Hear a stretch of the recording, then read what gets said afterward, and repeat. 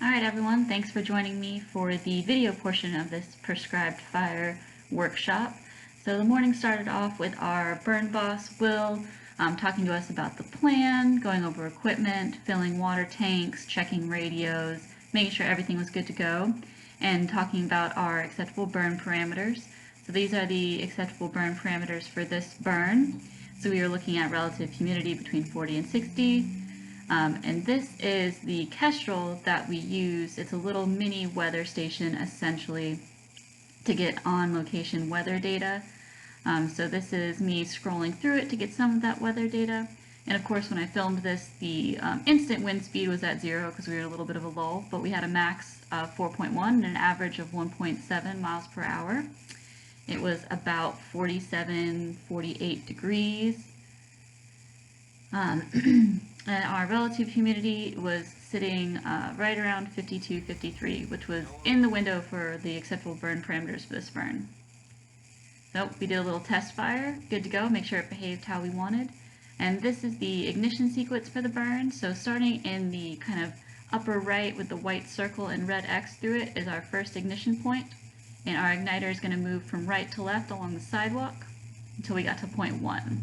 This is us putting in that control or black line. The fire is moving into the wind. It's a little smoky. Luckily this whole unit was surrounded by sidewalk, which was nice because we were using mode green fire breaks in combination with this sidewalk. So this is us just lighting that initial backing fire into the wind to set up a black line.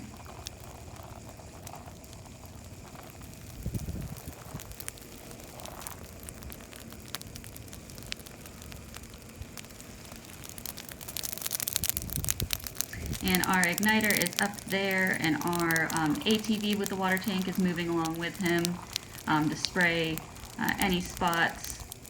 And we have flappers and backpack sprayers following along as well.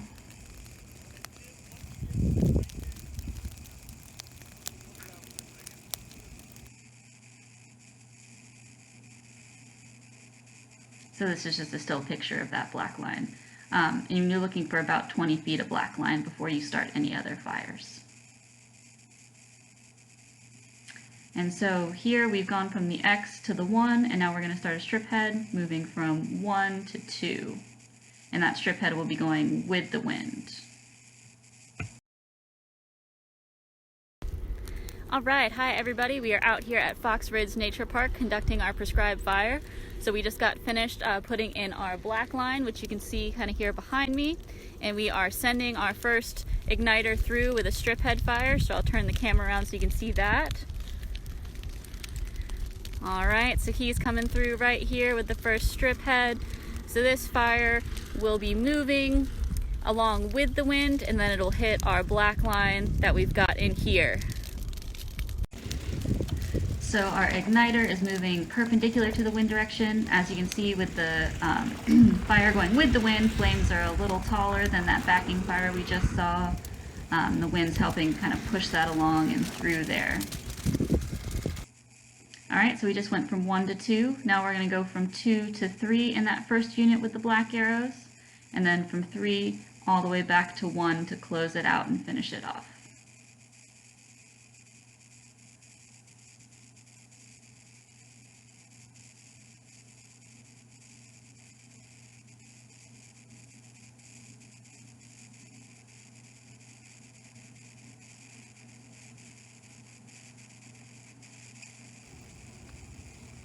So this is the sidewalk on that southern edge of the first section of our burn unit. So again, this is kind of a nice little area that was completely ringed by sidewalk. So our igniter is just moving along. We have a lot of green, as you can tell, in this burn. So he's looking for kind of those duff patches to really target those for lighting.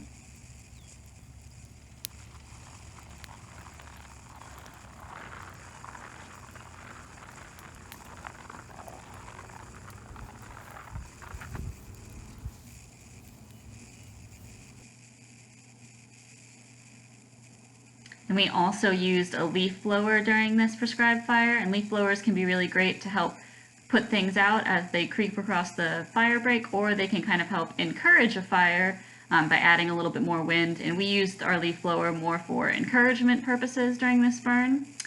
So this is again that last route from the igniter at the bottom edge of our burn unit. So this fire is also moving into the wind from the edge of that burn unit. As you can see, our fire crew here is working to put out anything that creeps across into our green fire break. We got a flapper and a backpack sprayer there to smother anything with the flapper that comes across or spray it out.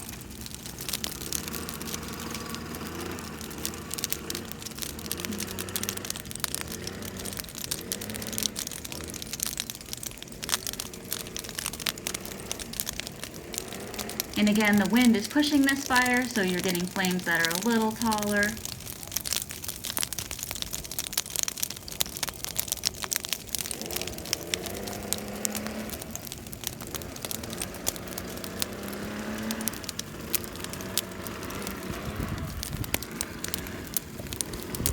A little close-up of some flapper smothering here.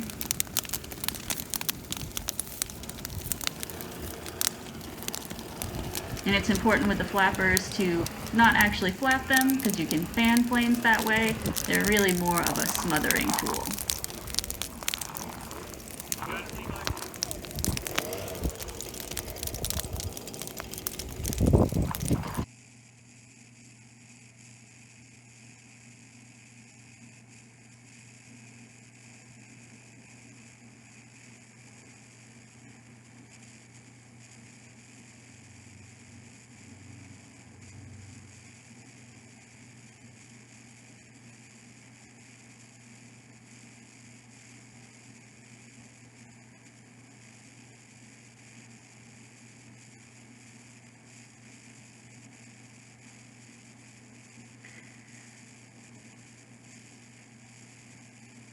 And so once this goes out, we'll mop up this first section of our burn unit, make sure everything is out before we move on to the second section. So this is kind of just an image of the duff that was left in that first section. It had rained a lot in Vincennes the previous day, so a lot of this stayed pretty wet underneath, and we really didn't get it to burn off quite as we would have liked. So here's a picture of that first section of the burn unit done. Rather patchy, but given the conditions, that's kind of what we expected to happen. And this Fox Ridge Nature Park, for those who don't know, is actually a golf course conversion to prairie habitat. So we do have a lot of green. A lot of the cool season grasses that had been there before are kind of a constant battle in this plot. It was planted in 2017, so it's not a particularly old planting yet, but it's getting into its first round of management about that time.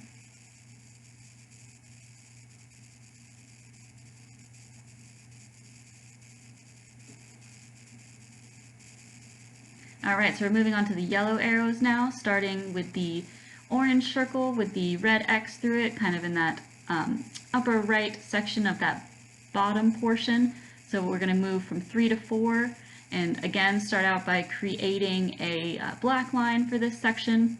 And there's this whole burn unit is kind of split into two. From between 3 and 4, there's a sidewalk that cuts it in half. And this bottom section only has sidewalk in that part, and the rest of the edges are green mowed fire breaks, and that's all we used for this burn. And we actually modified this a little bit, so instead of going from 5 to 6 where our telephone poles are and then going back to 7, we actually went from 5 all the way to that bottom right corner, and then from that bottom right corner back to 7 to close it out in the end.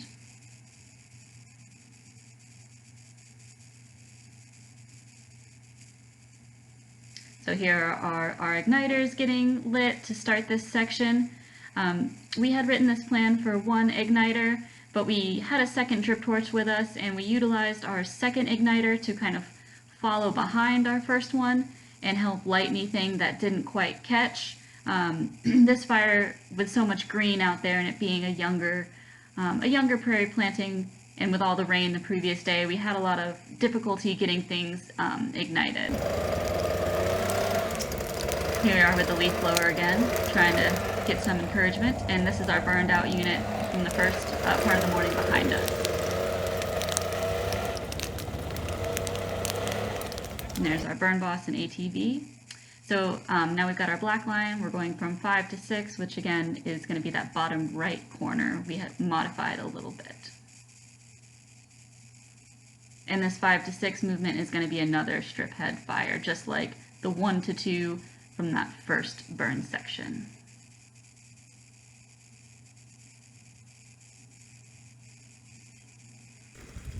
Alright, here's our igniter coming through, the strip head.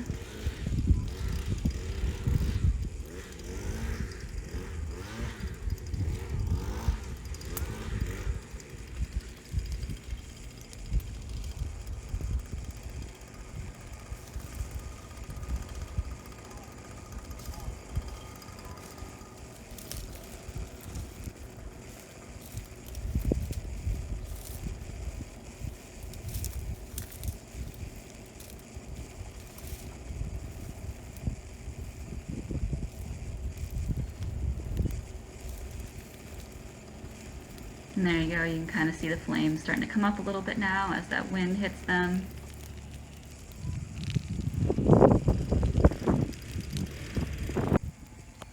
And so this is the very southern part of this last little unit, the southern fire break. So this fire is backing towards the camera right now into the wind. This is that back side of that strip head that you just saw get lit.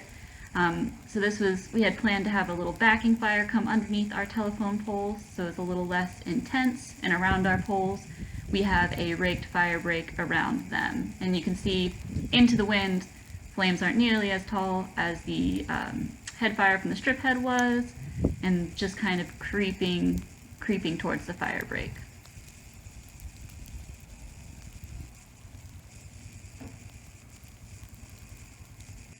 So here we had our ATV paying particular attention as the backing fire came by the telephone poles. We had fire breaks raked around them, but he's there to spray anything out that creeped across those and check to make sure the poles were all right.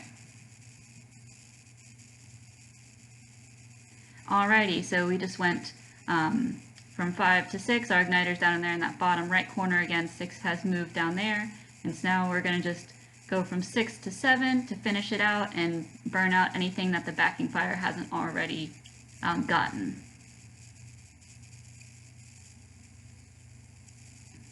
Quick check of the telephone pole area before our igniter comes through. So the fire break on this side was just a green fire break. It's a little tall. We would have liked it to be a little bit more mowed down than that, but it worked in this condition.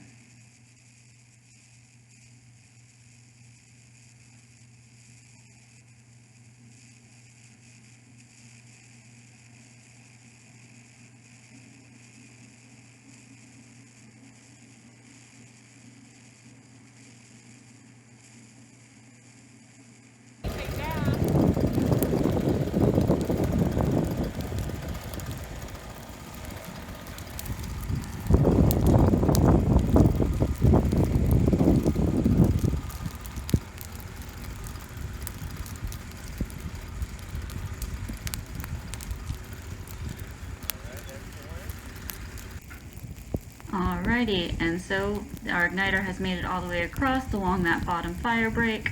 So we're just monitoring the fire break now and waiting for this to burn itself through, and then we'll start mop up on this section and make sure everything's good to go.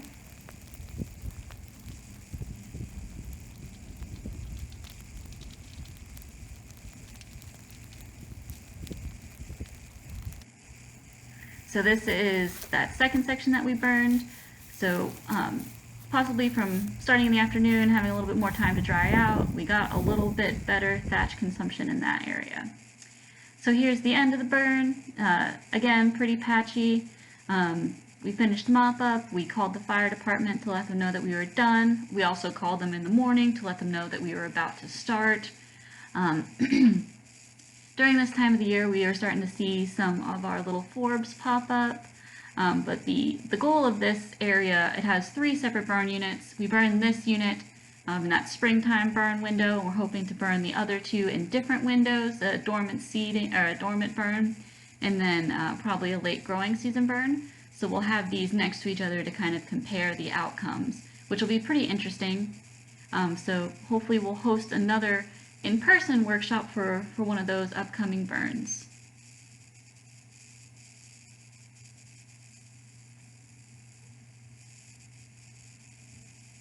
All right, everyone, that's it. So thanks for tuning in. Hope you liked it. Thanks for watching. For more information on habitat creation and management, contact your local Pheasants Forever and Quail Forever Farm Bill wildlife biologist.